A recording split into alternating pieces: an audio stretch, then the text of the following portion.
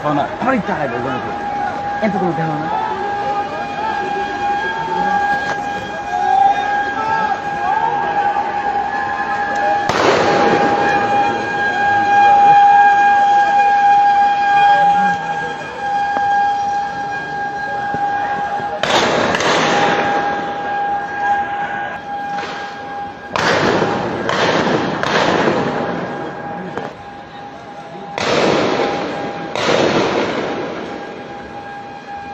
জমা নেওয়া হয়েছে, তাদের মোবাইল ফোন থেকে শুরু করে পরিচয়পত্র সবকিছু জমা নেওয়া হয়েছে। তারা আমাদের আপনাদেরকে অনুরোধ করবো,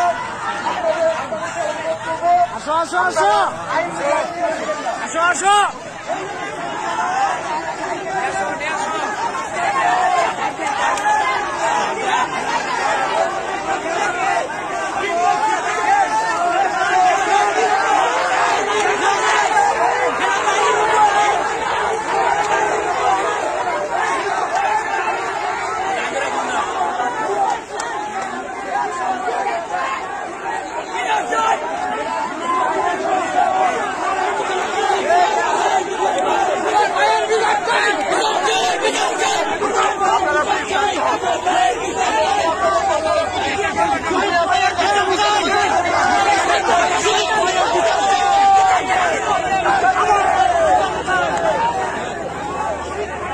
গাড়িতে উঠে গেছে এবং আমরা তখন মুভ করে আসছি এবং এখানে আসার পরে আমরা আমাদের পিছনে একটা জিপ আটকায় গেছে।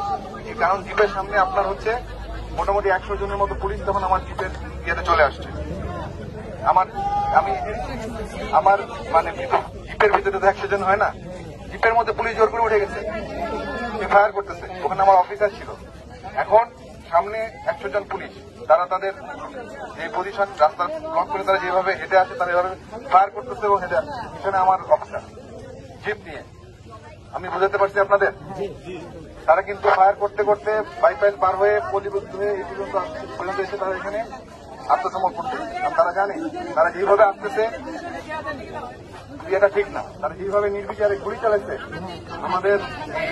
আমাদের নিজেদের সাধারণ ভাই বোন, আমি নিজের চোখে দেখেছি। তো আমি জন্য আপনাদের বলতে আপনারা হয়তো অনেকে ওখানে দেখেন নাই বা দূরে ছিলেন বা অনেক শুনেছেন।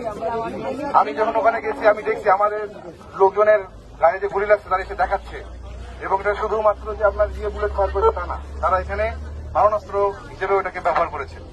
তারা এখন এসে এখানে ঢুকে গেছে, আমার গাড়ি নিয়ে এখানে এসে ঢুকে গেছে। এখন আপনারা আমাকে একটা জিনিস বলেন, তাদেরকে এখানে ঢোকানোর পরে নিরস্ত্র করা হয়েছে, তাদেরকে গ্রেফতার করা হয়েছে। এখন তাদের নথিপত্র, নাম, কি কি কোন দায়িত্ব, এই সকল জিনিসপত্র ডকুমেন্টেশন করা হবে। তাদেরকে কিন্তু প্রথম কথা তাদেরকে গ্রেফতার করা হয়েছে। এটা কি ক্লিয়ার আপনারা? আমাদের ডিভিশনের জিওসি মহোদয় বলেছেন তাদের উপযুক্ত বিচার হবে। আপনারা তো সেনাবাহিনীর সাথে এতদিন ছিলেন, আমরা আপনাদের সাথে ছিলাম, আমরা তো গ্রাউন্ডে ছিলাম। দেশের জনগণের যান মালের নিরাপত্তার দায়িত্ব আপনাদের। আমরা একটা অনেক বড় সমস্যার সমাধান করে আজকে এখানে এসে পৌঁছাইছি। এখন আমার কথা শুনেন, এখানে হয়তো আমি এখনো কাউন্ট করতে পারিনি, বাট ধরেন এখানে আপনার পুলিশ আছে, তারা তো মানুষ, খারাপ হইলেও তারা মানুষ। এখন আপনি যদি একজন মানুষকে আপনার সঙ্গে সে না হয় একটা অপরাধ করে আসছে, এই জন্য কিনা এখন আপনি তাকে নিয়ে এসে আমি এখানে ইয়ে করবো, তাকে আমি এখানে পানিশমেন্ট দেবো? এটা কি সভ্যতার? এটা কোন সভ্য জাতি না।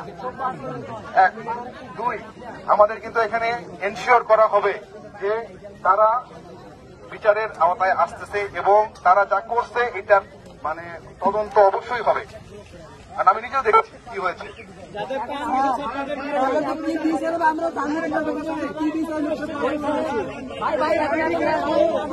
আপনারা সবাই বলবেন না, দাঁড়ান।